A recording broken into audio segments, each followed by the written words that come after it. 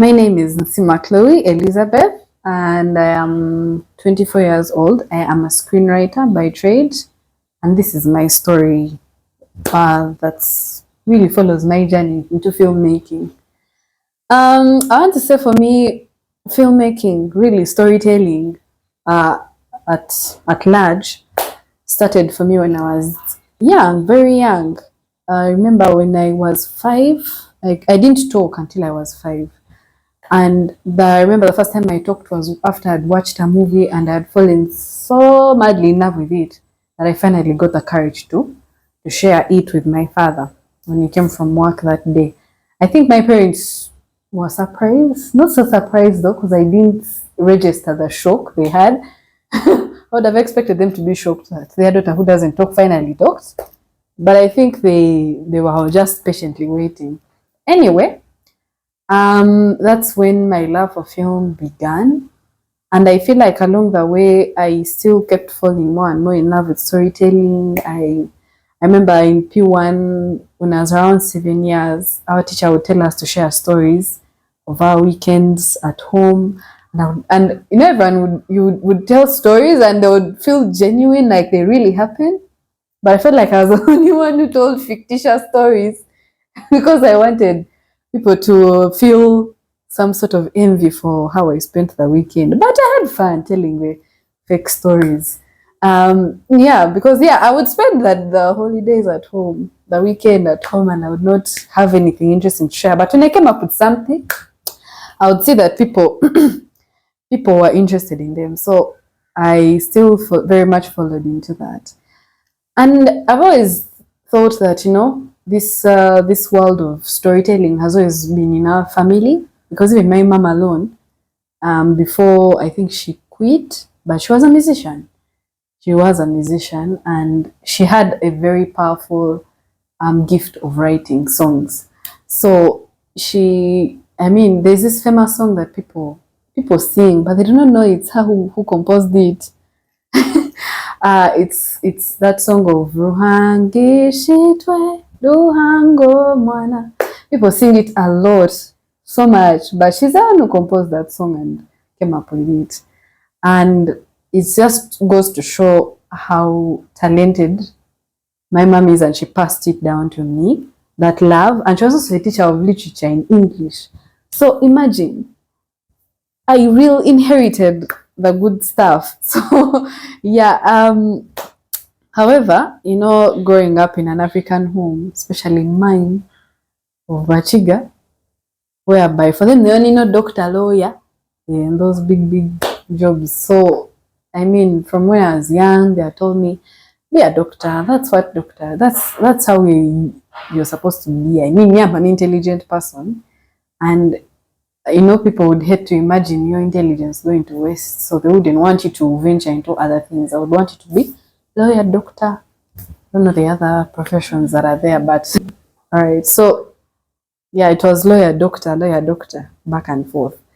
So I was like, okay, so I'll see if I can be a doctor. But then along the way, I started seeing things shifting for me, differently. Yeah. However, my parents did separate when I was 14. When I was age 14, and then they divorced, I think maybe a year or two later. It's very difficult to tell. And I remember at that time I was struggling seriously. And I remember my older brother telling me, Chloe, you're the only girl in the family, because I am the only girl among 4 boys. I was like, you're the only glue that's holding us together. So, when someone tells you something like that, they relay such responsibility on your shoulder.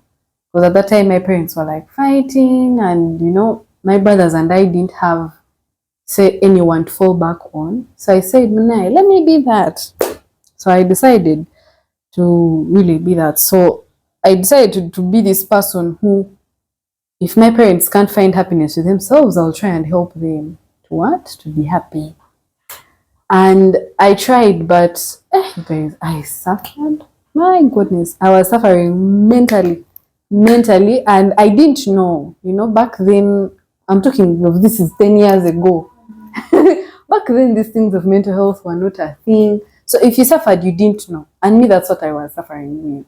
So from like the time when they separated, that was 2014, actually around this time, from then on, I'm trying to do things that will please my parents. If they say do this, I do. They say what? Go here, I go. I mean, in S4, I remember not passing highly yet. I was in King's College, Budo, for like O level. I didn't pass like highly, but I passed. I mean, compared to the average person. But I did try. And I remember my mom telling me, man, now you can't come back to King's College, Budo. Now let's look for another school. I was okay with it. I was not going to complain. I was not going to strive. I was not going to fight. I said, it's okay. But luckily, I got back into King's College, Budo. And then when I got in, still they were like, they dictated everything. They were like, yeah, do this combination, do this so that you can do this course. So I said, yes, I will do it. And I did it. Yeah, I passed because I actually loved the combination. I actually did. And I did pass at S6. However, now going into vacation, this is now where it was me feeding from the live wire of the aftermath of what happened between my parents when they separated. I think from like 2014 to 2019, I didn't feel much of the effects of, their divorce. But then when I went into VAC and there was nothing shielding me like school, books, it's VAC. You're pretty much lousing around. That's when I started to realize. And at that time, my mom had now gone abroad. And that did not make my dad happy, not even one bit. So imagine he fought. I would sympathize with him in the sense that now he was left with this burden of children that he hadn't really gotten to handle himself, even when they were separated or divorced. And so now he's trying to deal with it the best way he can, but he's also not dealing with it because we suffered. They fought, they were fighting, and we're in the middle of that this entire time. All of us, me, my brothers, we were in the middle of that fight. Although even me, I tried my best to shield my brothers from a lot. It was very difficult. So I was trying so hard to make sure there was a peaceful home. And word of advice, if you're in my position as well, that isn't your responsibility. Please do not try to think that you can shoulder this responsibility of trying to make a happy home if your own parents can't. Because I really tried so much that I forgot I had my own peace, my own joy to look for. And I started to get depressed. The depression hit now this time. And I found myself, I think, drinking a lot. And I found myself in toxic relationships, like really toxic. And then I wound up in rehab while I was at it. So now when I found myself in rehab in that S6 work period of fighting back and forth, and also there was that whole me going to university thing. As for that one, my goodness.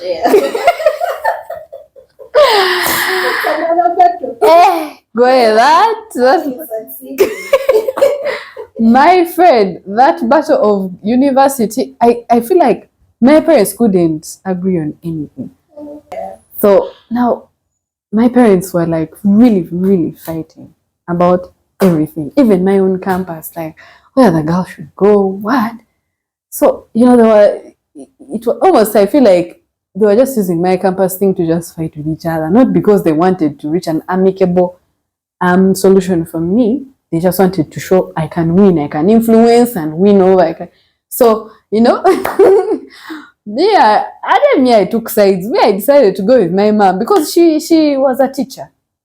And she knew these things of which universities are good, what. So, and really, when I put them on the scale, like the universities my dad was recommending and the ones my mom was, and the ones my dad was recommending were not okay, to be honest. So I said, let me go with an educator, someone who knows these things.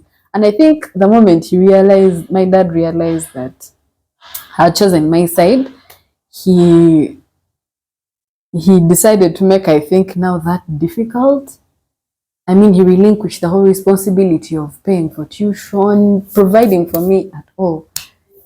If I were to ever reference a thing in the Bible, I would reference was it King Herod? King who washed his hands clean after crucifying Jesus. That was my dad.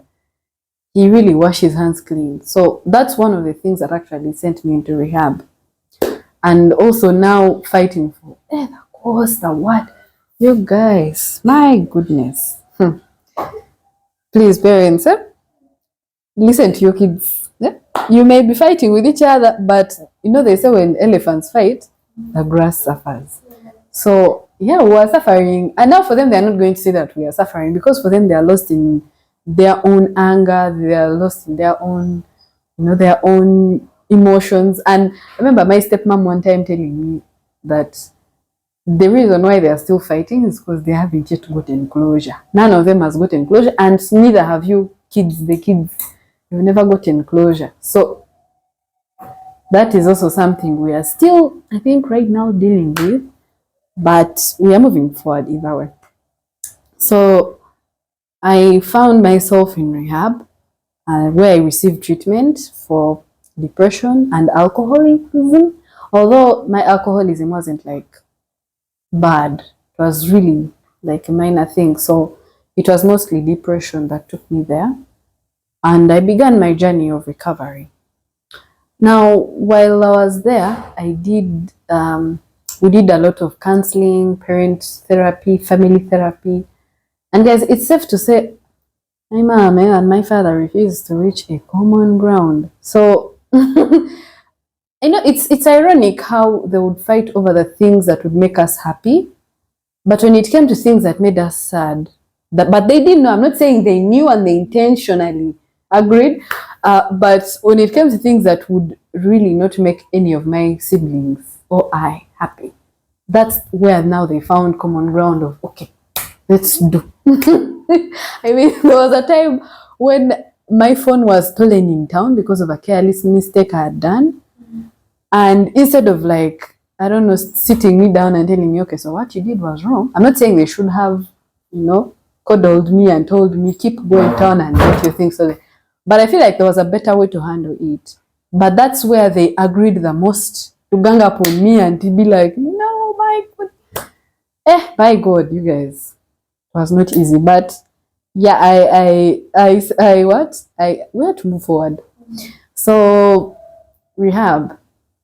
The therapist tried so much to get them onto the same page, but like I said, closure. They lacked closure, and I think until one of the other decides to get that or agrees to be on the level where even though they are not together, they are our parents, and that should come before anything since they are no longer married. So I would think they would sit down and agree that, these are our children. How do we do this together? It's always, I make the decisions, and if my child sides with the one who is not making the decisions, I will act out. Doesn't make sense. So my therapist did try to work on that, refused, and when I got out of rehab, it's like, how do I explain it? It's like you're in a battlefield, guns and missiles are flying around, and bullets and everything, people are being killed left and right. Then you enter a bomb shelter or a shelter that can't even be penetrated by a bullet, and you feel you're safe for that amount of time. But you have to go back out to the battlefield, and the moment you go back, you have to start the battle afresh. That was me. I left the battlefield, went to rehab, thinking, oh, when I get out, the dust would have settled. My friend, no. But did the rehab help you, like your well-being, that impression? Did you? Oh, yeah. That was okay. Yes, rehab actually equipped me with a lot of coping mechanisms of, you're going back out to the world. Like if you take, going back to my reference of the battlefield, when you go to this shelter, you go to equip yourself so that in case I step out and the bullets are still flying around. I don't catch a stray bullet. Unprepared at least. So that was my situation. I went knowing that I'm going to catch not just one bullet, but plenty. So I need to equip myself. So yeah, I did find them still fighting, still refusing to agree. And my therapist had told me, my friend, now you're on your own. Bambi, go in peace to serve the Lord. So I said, they said, well, let me go and serve the Lord and see what happens. But when I found them still fighting, now that's when I had to again feel the need to sacrifice my what? My own, I won't say joy. Because up until this moment, I had very majorly suppressed my love for film and storytelling. It's something that I felt does not need to come to the surface. But you people, when God has made something for you, it will haunt you.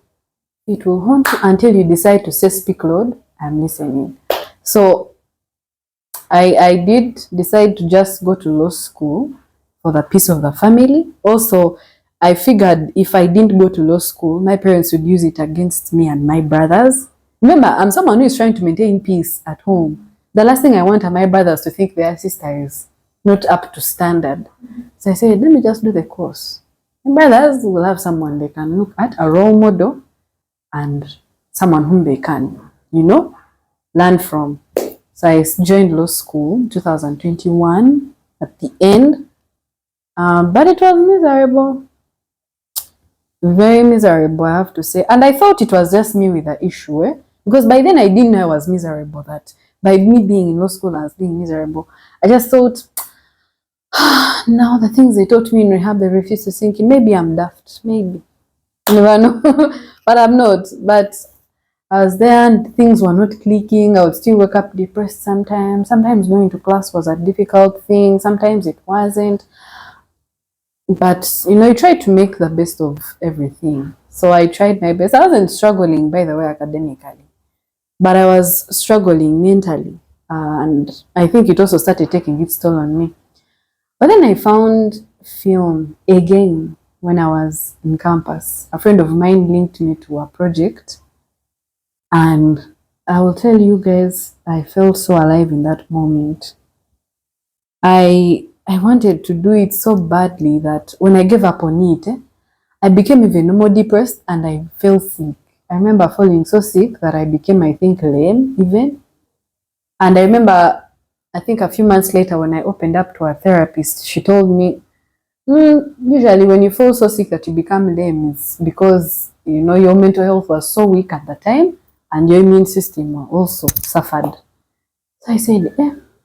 But then when I did write the first film that I wrote called My First Year, it's a film project by Uganda Christian University journalism students, and I got to write that.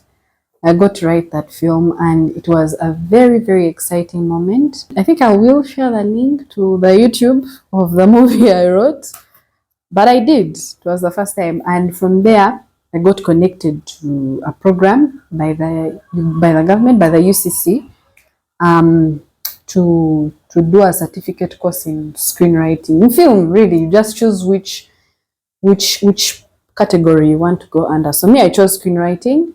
And I remember at the beginning of the certificate course, they were like, oh, best students, you will win a diploma scholarship, a year-long diploma scholarship if you do well. So, I did well. I was the top student in my screenwriting class, and I was awarded with a what? With a scholarship.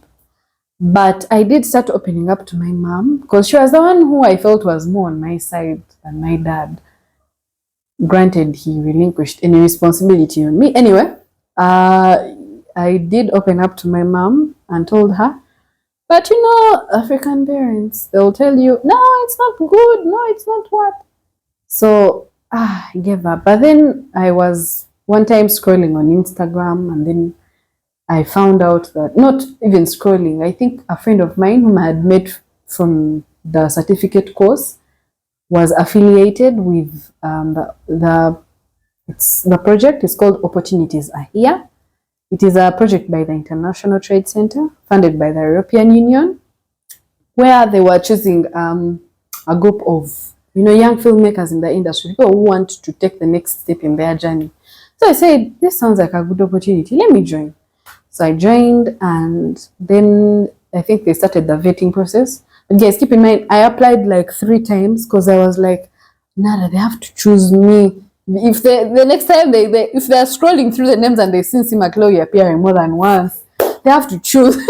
They need to know I'm serious about this and that I want to do it. So I applied like 3 times, and then I received an email on January 26th. No, was it January? Yeah, January 26th, when I found out that they had chosen me out of 1,800 applicants to be among the top 100 people that had gone through that first stage of vetting. So from the 100 people, we held auditions to pick the top 20. And I went through the top 20.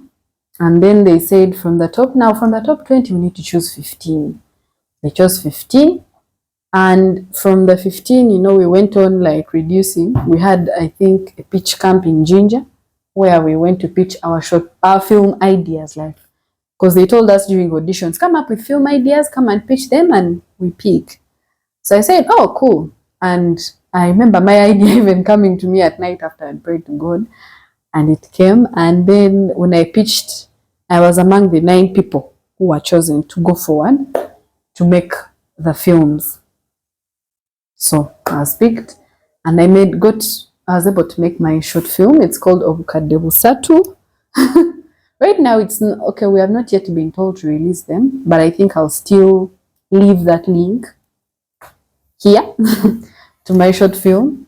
And yeah, so I did that, and from the 9, we had to again go through another selection process of who had the best film. So they had to choose 3 people, the top 3, from each category, because we had the filmmakers, we had the screenwriters, and we had the actors. So yeah, from my category of screenwriting, I emerged the winner out of 1,800 applicants, and all these stages of applications and selections, I came out the winner. When I won that accolade, that's when I knew, because guys, I didn't really struggle like in the entire process. I didn't. There's when you're like, yeah, I'm in the film industry, but there's that whole struggle that you go through. But me, it didn't feel like a struggle at all. It felt like I was where I belonged. And I was like, well, now I'm here and I've gotten this accolade at my age. I remember receiving it when I was 23. Okay, of course, still in this year, but I was 23 then. So, and I don't really think there are many people out there who can boldly say, I have a screenwriting award from ages 23 and below. But I do. I have one. So I won an accolade for being the best screenwriter. And yeah, so the winners, I think, are supposed to create a feature-length film. That's those long-form films. So I'm waiting for that right now. I have gotten the chance to work on so many film projects. I have been a film curator as well. I sit down with people, they tell me their story ideas, and I help them shape their stories up. And yeah, I think I have a friend who recently released a short film horror called Dinner for 3. He's called Brian Kabongoza. I did help him, I think, structure the screenplay. Not much of formulating the story, but we are also writing another film together, because my first year film was the first film we did together, and now we are writing a sequel to that called My Peers. So we are developing that right now and working on it. I'm working on several different series that I can't really disclose right now, but I hope that by the time by the time they come to closing of any of whatever, I can disclose the names. Yeah, that's where I'm at right now. And I am actually considering quitting law school seriously and actually pursuing film. I want to say that film is my purpose in life. It is actually my purpose in life, not that I want to say. Because through getting to, in my journey to discovering film, I have grown closer to God. So why am I quitting law school? Now I know it sounds insane. It does come on the heels of me being an insane person. I would imagine anyone would think that, because I mean we are taught that these careers they are safe, right? You don't want to gamble and do film and fail.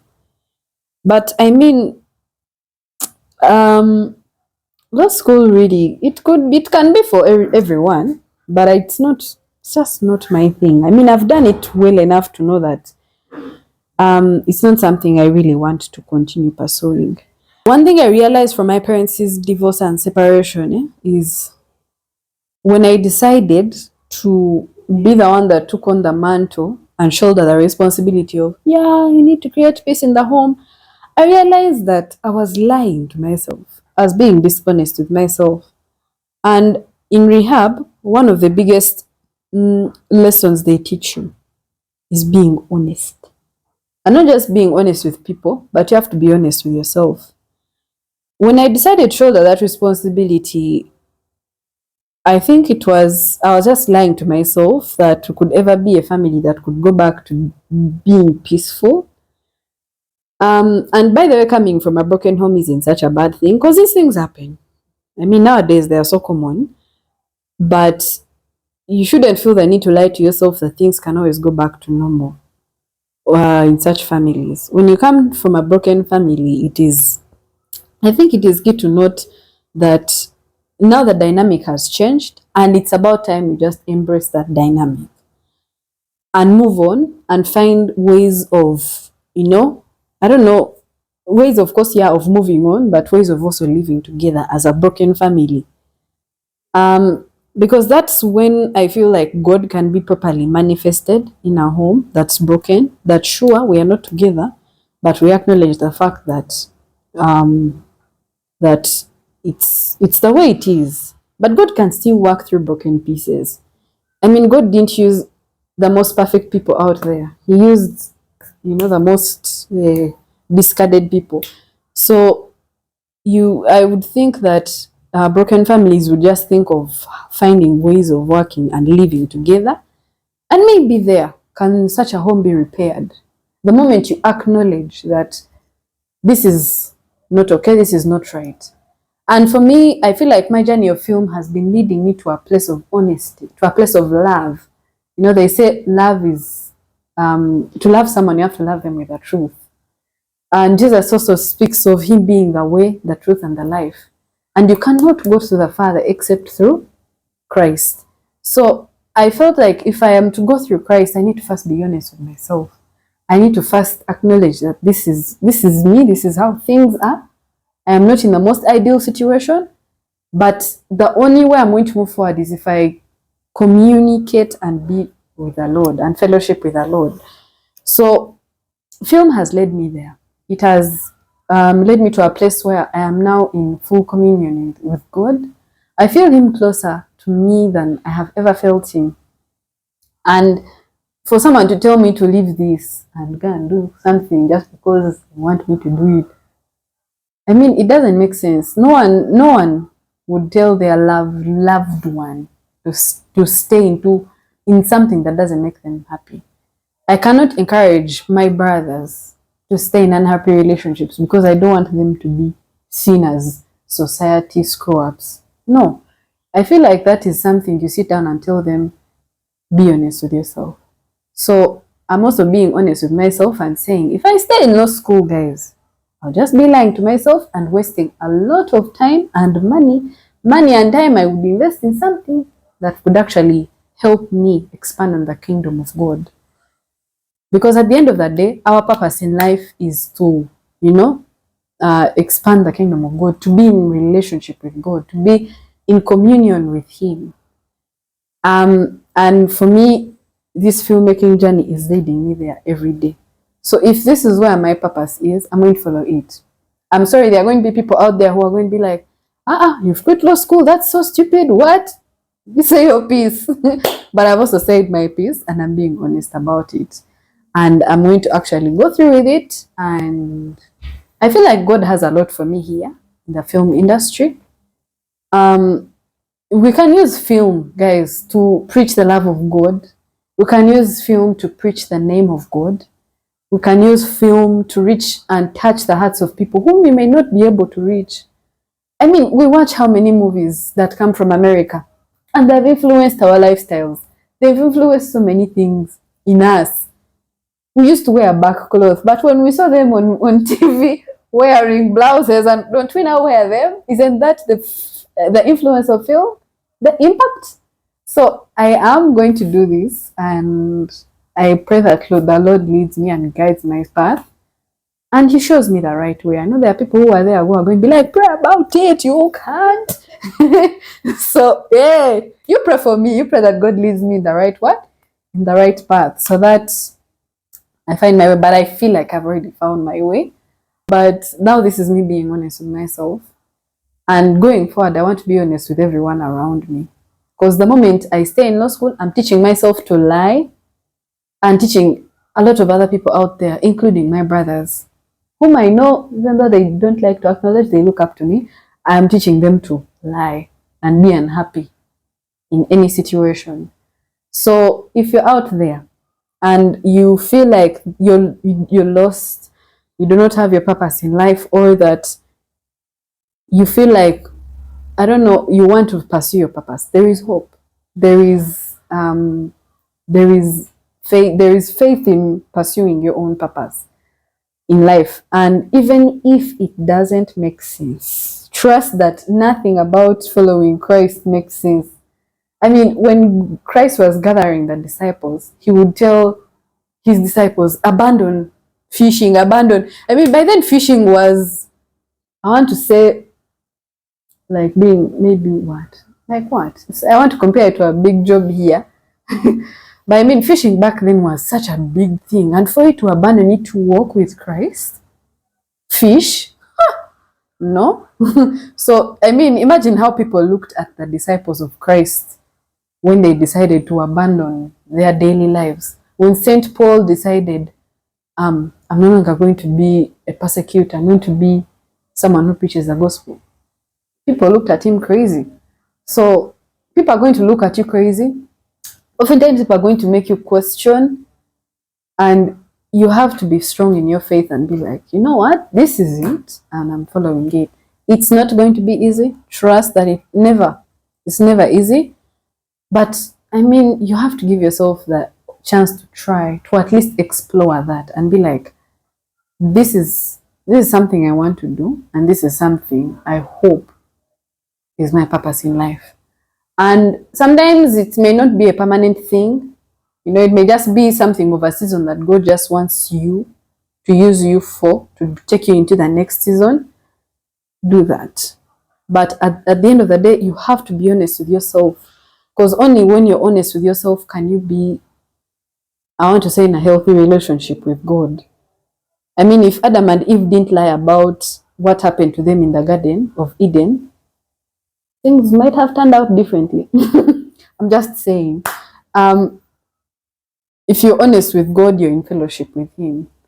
If you're honest with yourself, with God, you're honest with yourself. And you're honest with the people around you, honest with the people that love you. You cannot love someone if you're not honest with them. So, if you're looking for that one message, it's here. You found it. And just start with being honest with yourself. So I'm going to actually start a YouTube channel. I'm going to ask Edith to leave the link so that you guys can find me there. We can still continue talking more about following our purposes in life. Although my channel is going to be more geared towards the single ladies, the single people community, and how we find the ones, I think, or how we navigate the relationships and dynamics in our lives. But I'm going to do it using film. So if you watch films and you maybe want to learn a thing or two that can help you in your life, it will be the channel where I will be chilling, where I will be detangling all the negativity surrounding relationships. I'm not a therapist. I'm not a relationship therapist. I want this to be noted. I'm just someone who has had a lot of experience in things to do with such things. Because man, when you come from a home where parents are not together, you learn a thing or two about relationships. So yeah, I hope to see you guys there, and thank you very much for listening to my story. Yay!